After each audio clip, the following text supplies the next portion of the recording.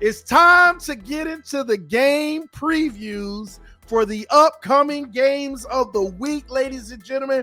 We want to start with one that might be a little obvious, but maybe I'm wrong.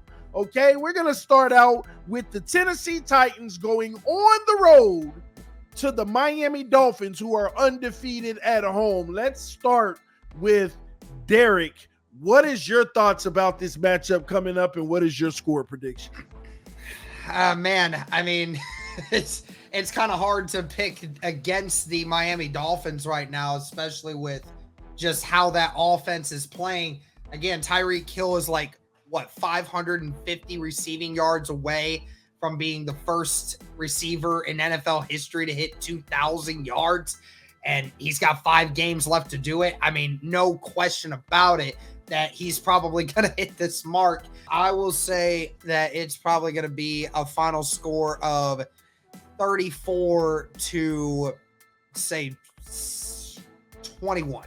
34-21 Miami. 34-21. Wow. Ruben, let's hear it. Man, it's hard not to go with Miami here, right? It's hard not to go with Miami. However, Will Levis, show us what you got. You had a good game last week against the Colts. I am starting to have a little confidence in the Mayo boy. You also got my boy D-Hop there, even though you were yelling at him. But I think it is going to be Miami. Miami's going to win this game, and maybe by 3 touchdowns. Let's go 28-7. 28-7. UCF Jaguar. Let's hear it. You know, since Derek and Ruben like to gang up on the big bully of the division, you know what I'm going to do? I'm calling a Will Levis masterclass. They are going to shock the world, the Tennessee Titans. They are going to defeat the Miami Dolphins and shock the NFL world. Let's get a big Davidson. I got the Titans. All right, yeah, Tennessee Titans. Will Levis masterclass. Will Levis is gonna say, you know what? CJ Stroud, Anthony Richardson, move aside. We got Mayo Boy in the building, okay? Hey. He's gonna put on a masterclass, and it's gonna shock the NFL world. Tighten up.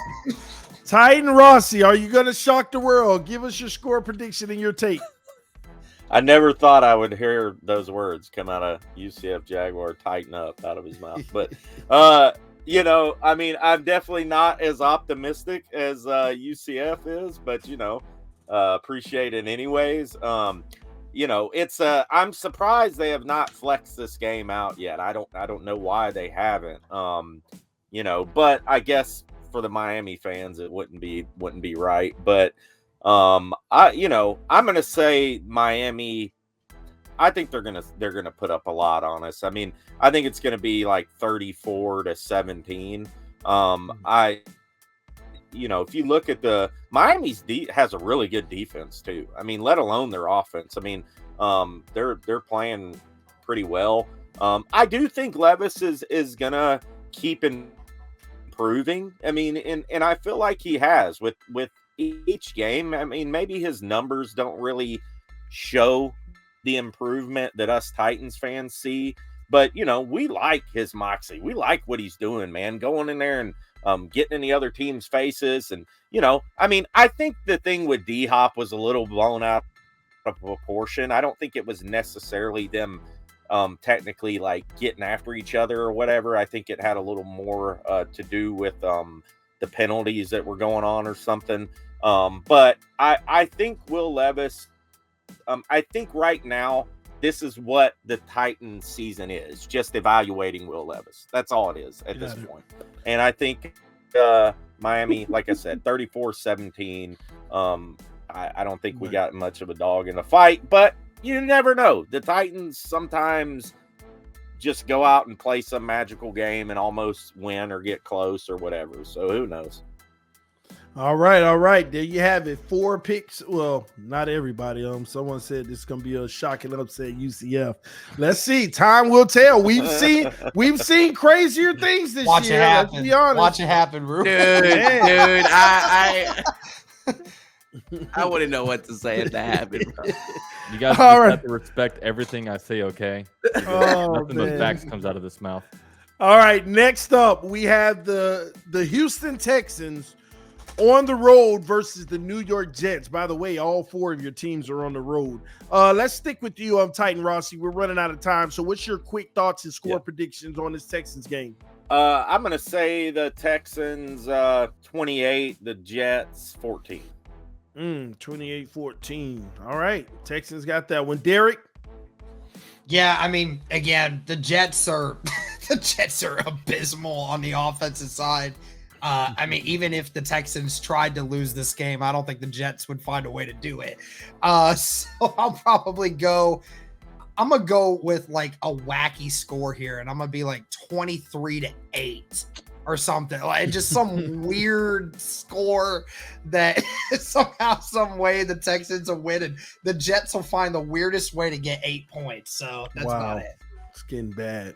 All right, UCF Jaguar. Yeah, I mean, as much as I'd like to say, let's go Jets. I mean, the Jets are, God, they're so bad right now, and they're going through the same thing every year where, you know, they start off, they get a couple good wins, then things unravel. Then, you know, Robert Saleh, Zach Wilson, Joe Douglas, everyone's pointing fingers at each other.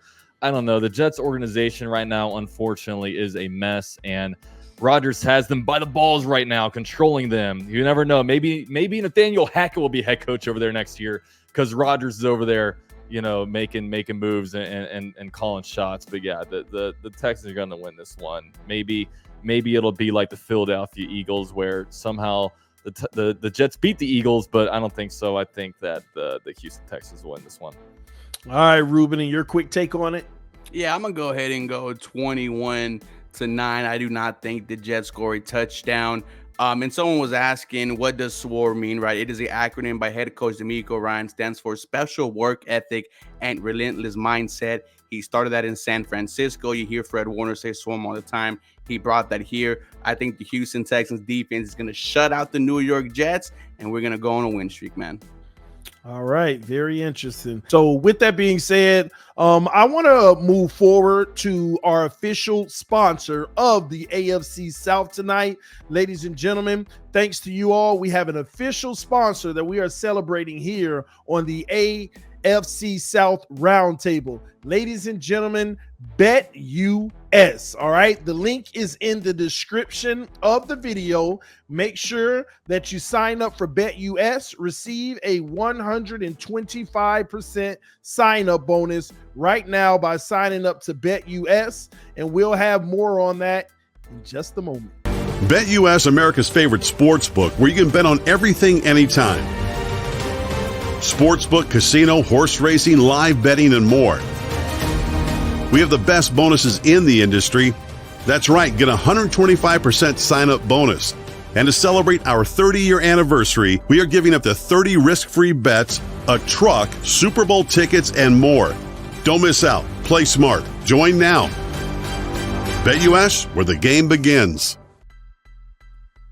BetUS, where the games begin, ladies and gentlemen, and we are going to take a look at the NFL futures for the AFC South. If you want to go on to BetUS, receive a 125% sign-up bonus. And as of right now, ladies and gentlemen, the odds to win the AFC South division, the Jacksonville Jaguars still lead the way at minus 240.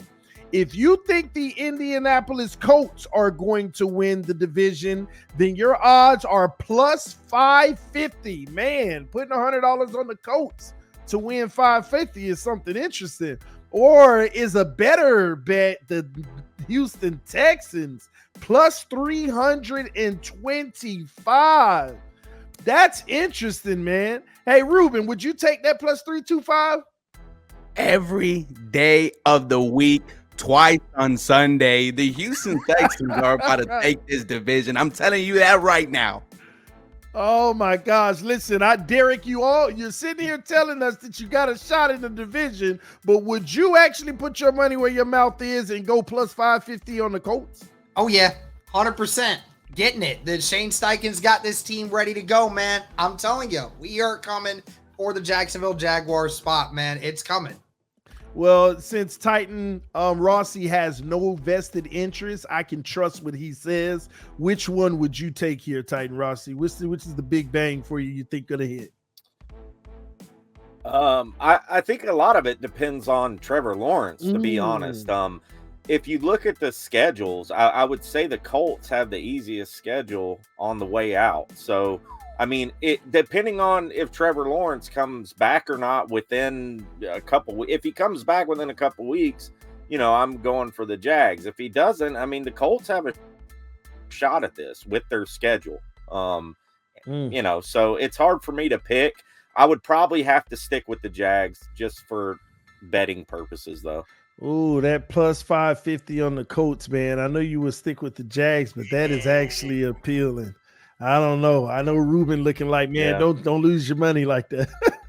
All right, y'all. Listen, if you want to go ahead and bet the odds to win the AFC South, sign up for BetUS. Receive a 125% sign-up bonus. The link is in the description of the video. All right, and it's also pinned at the top of the chat right now. Also, with BetUS, it's not just the sports book. They also have the casino. You like blackjack, you like slots, everything is in BetUS, ladies and gentlemen. All right, let's go to the next game of the week. The Indianapolis Colts on the road to the Bengals. Ruben, kick that one off. What are your thoughts and your quick score prediction? Oh man, if Browning can do the exact same thing, I'm gonna go ahead and say Bengals. Is he going to do it? I do not know. However, I'm gonna be real. I do think the Colts do win this game. This race for the AFC South is going to get tight. However, I'm going to go 24-17 Indianapolis Colts. Wow. All right. UCF Jaguar? Yeah, I mean, this time yesterday, the Cincinnati Bengals bent me over and spanked me, okay? So I got a lot of bad recency bias here. So I got to go with the Bengals this one because they're playing good football. They're running the ball well. Jake Browning is distributing the ball all around the field like a Hall of Famer out here. And yeah, they're playing with a purpose right now. So I'm gonna say that the Cincinnati Bengals do win this one. I'll go 24-21. Titan Rossi. A few weeks ago, Will Levis came out against Atlanta, threw up 4 touchdowns. The whole league was shocked and everything else. I think, the Jake Browning thing happened last night. The league was shocked. Now, I mean, obviously, the game he had in that environment, Monday Night Football, he's not playing the Falcons. He was playing a really good team in the Jaguars. So, whole different thing. But I think the Colts are going to win this one. I think that, the tape is out on Browning. I don't think he's going to have the game that he's near the game that he had against the Jaguars there. I just think the Colts are going to pull it out. I think it's going to be a close one down to the wire. I would say the Colts 27, Bengals 24. Wow. That's interesting. All right, Derek, let's hear it. Well, I mean, again, like I said, I'd be an idiot to suggest that the Colts would absolutely blow out the Bengals right now. They did just do what they did yesterday. Of course, UCF would lean that way. He's still a little butthurt, I'm sure, over that one. But at the end of the day, the Colts still are the better team right now. They're better coached. They have a better scheme going right now. And you get Grover Stewart back this week, who's one of the best run-stopping defensive tackles in the entire NFL. He's personally responsible for why the Colts are giving up 40 more yards per game on average to these opponents than what they would if he was there. So him being back, they're going to really help lock down on Joe Mixon. I do not expect the Bengals to be able to run the football as effectively, which is going to make it a lot harder for Browning to be able to run the offense, especially if you're going to be in a lot more 3rd and long situations. Ironically enough, Rossi took my score. I was literally about to say the same thing. 27-24 Indianapolis. And I think it's going to be a close one once again. I wish it wasn't, but I think it will be a close one, but I think the Colts are going to squeak it out. Interesting, man. It's just interesting. I think this week and next week is going to be so important for all these teams, man. It's kind of crazy. Let's go to the last game, the last matchup. The Jacksonville Jaguars on the road versus the Browns. Man, we're gonna start with Titan Rossi. Give me your quickest take you can give and score prediction. Yeah, I mean, I think the Browns are going to pull this one out, and I only say that because I feel like Lawrence is not going to play this. I think it would be dumb for them to play Lawrence this game. I really do. I mean, even if he could come back, let him come back next week. You know, you're still atop of the division. If he comes back 2 weeks from now, you still have a good chance to win this division. So I'm going to give the Browns the win just because it's because of him being out, basically. And I'm going to say the Browns, 24, the Jaguars 17. 24-17, ladies and gentlemen. All right, give me yours on this one, Derek. Man, this one is all going to be about who turns the ball over the most. I mean, this is two good defenses, one really elite defense and a really good defense going up against, a bad offense in the Browns and an offense that we presume is not going to be the same now that Lawrence presumably will be out for this game. It's going to be in Cleveland. It's going to be cold this weekend. It's supposed to be, I think, in the 30s for this game at most. And it's might potentially be some precipitation coming as well. The kind of environment that the Browns defense thrives in. I think it's going to be a low scoring one. And I think that the Browns will pull it off 17-13. All right, Ruben, your thoughts on this one? Man. It's going to be tough to win without Trevor Lawrence, right? However, I do think the Jaguars will be able to move the ball. The Browns defense past 2 weeks, allowing more than 25 points. However, I think it is very close. I think Browns win 17-14 as well. A very close game, but no Trevor Lawrence, Jacksonville L. Man, talk to us, UCF Jaguar. Hey, man, we're acting like we're playing the Browns with Deshaun Watson. They got a backup, too, with Joe Flacco, who just got there a couple weeks ago. I don't know. It's going to be tough. Obviously, it's an entire different game without Trevor Lawrence. I haven't seen another Jaguars quarterback start since, week 17 of 2020 when we played Mike Glennon in order to get Trevor Lawrence, in order to wrap up that number one pick. But, yeah, in this one, the Jaguars' backs against the wall. I think the defense has to come out here and play better, play more aware.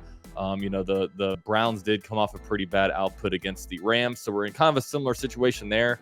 I'm going to go Jaguars because I don't think I can physically handle the Jaguars losing and coming on this roundtable next week. So got to go with the Jaguars. We hold on to the first place in the AFC South like we will for the rest of the season.